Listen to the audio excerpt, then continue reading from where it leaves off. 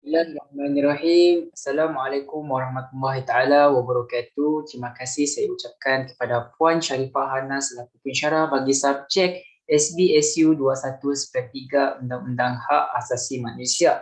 Dan pada hari ini kami akan membentangkan satu tajuk iaitu peranan Suhakam dalam hak asasi manusia di Malaysia. Namun sebelum itu, kami akan memperkenalkan diri terlebih dahulu. Nama diberi Muhammad Safawi bin Suratmin. Nombor matrik saya 20DI 01020. Assalamualaikum warahmatullahi wabarakatuh. Nama saya Muhammad Fahmi Izwan bin Mat Zaini. Nombor matrik 20BI 01029 dari kelas BI 014B.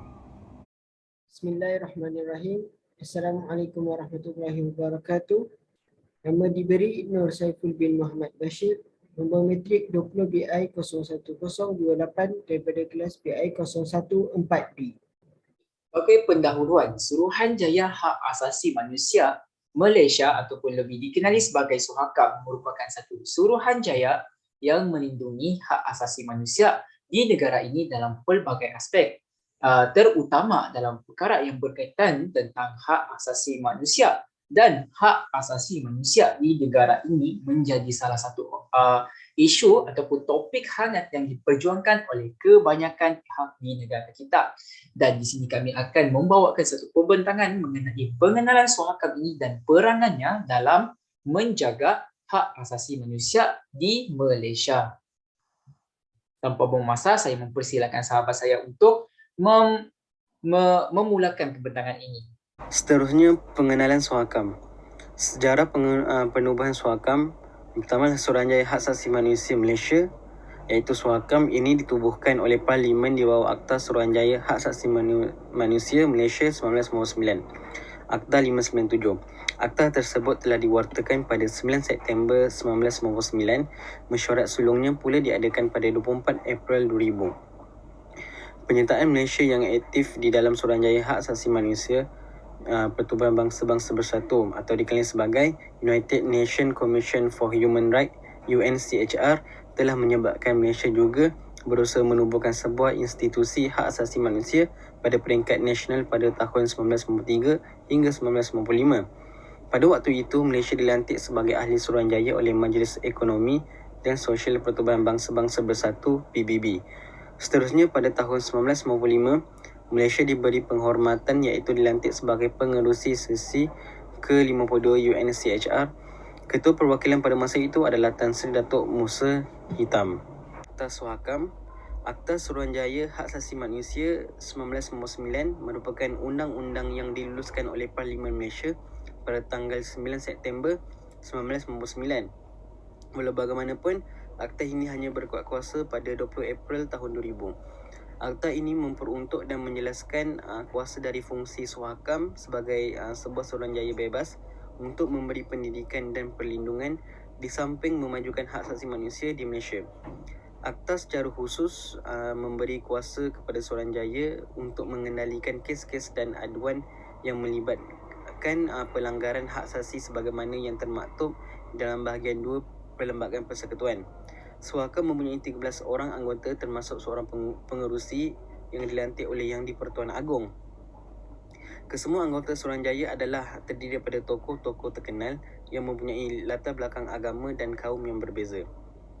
Sebagaimana yang dinyatakan, tujuan penubuhan Suhakam adalah untuk melindungi dan memajukan hak asasi manusia di Malaysia. Oleh yang demikian, fungsi Suhakam adalah untuk menangani salah laku dan pencabulan terhadap hak asasi di samping menyediakan pendidikan bagi memupuk kesedaran kepada masyarakat mengenai kepentingan untuk memahami dan menghormati hak tersebut. Baiklah, seterusnya persoalan kita, kenapa Suhakam ditubuhkan? Kerajaan Malaysia telah mempertimbangkan sebab-sebab yang mendorong penubuhan sebuah institusi kebangsaan hak asasi manusia ini. Antara sebab-sebabnya adalah penglibatan Malaysia yang aktif di dalam UNCHR, iaitu United Nations Commission for Human Rights, iaitu sebuah agensi atau persatuan untuk mempertahankan atau mempromotkan hak asasi manusia di seluruh dunia. Yang kedua, perhatian antarabangsa terhadap isu-isu hak asasi manusia natijah daripada kejayaan persidangan sedunia berhubung hak asasi manusia pada tahun 1993 di Vienna. Yang ketiga, kerajaan-kerajaan yang menyertai UNCHR termasuk Malaysia bersetuju bahawa hak-hak asasi manusia meliputi rangkuman sejagat dan tidak boleh dipisahkan, dan mereka juga menyedari pentingnya diwujudkan badan-badan hak asasi manusia di peringkat negara masing-masing. Seterusnya, peranan Suhakam.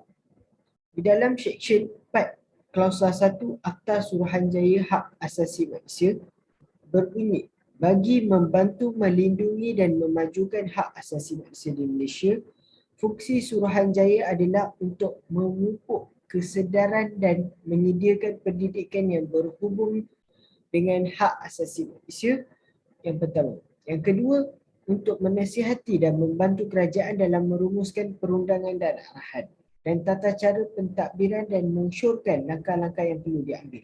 Yang ketiga, untuk mensyorkan kepada kerajaan berkenaan dengan penandatangan atau penyertaan dalam treaty iaitu perjanjian dan surat cara antarabangsa yang lain dalam bidang hak asasi manusia. Yang keempat, untuk menyiasat aduan berkenaan dengan pelanggaran hak asasi manusia yang disebut dalam Seksyen 12. Seterusnya, bidang kuasa Suhakam, iaitu yang pertama adalah hak pendidikan.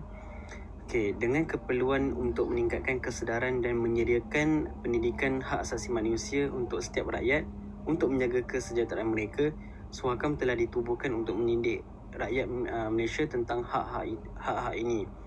Sehubungan itu, Suhakam berhasrat untuk menekankan lagi pengajaran pendidikan hak asasi manusia di sekolah-sekolah Malaysia.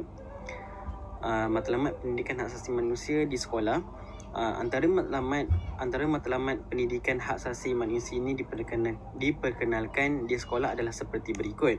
Pertama adalah menyediakan pada pelajar sebagai seorang warga negara yang bertanggungjawab. Ini termasuk pengajaran dan pembelajaran mengenai hak-hak individu dan hak orang lain. Menggalakkan keharmonian sosial demi pembangunan dan keamanan yang berterusan. Yang kedua adalah menerapkan nilai-nilai dan norma kehidupan terhadap pengembangan personaliti supaya setiap individu berkelakuan baik. Yang ketiga adalah memupuk sikap menghormati dan bertanggungjawab berkaitan hak asasi dan mengamalkannya dalam kehidupan seharian. Yang keempat adalah meningkatkan pemahaman dan penggunaan hak asasi untuk tujuan kehidupan yang adil dan berperi kemanusiaan. Okey, kita pergi kepada hak yang seterusnya. Baiklah, seterusnya, Suhakam juga mempertahankan hak-hak wanita. Yang pertama, Suruhanjaya Hak Asasi Manusia Malaysia iaitu Suhakam meraihkan 8 Mac sempena Hari Wanita Sedunia 2020 pada tahun lepas yang bertemakan saya ialah generasi kesamaan, menyedari hak-hak wanita. Yang kedua, Malaysia mempunyai obligasi untuk menggubal undang-undang bagi mengiktiraf kesamaan gender dan hukuman terhadap gangguan seksual. Yang ketiga, meningkatkan umur perkahwinan kepada 18 tahun tanpa pengecualian.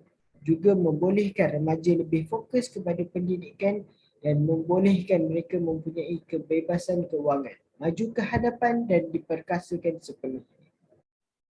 Baiklah, sekarang kita masuk kepada bahagian bidang kuasa ataupun penglibatan Suhakam dalam hak-hak asasi manusia dari sudut hak pekerja.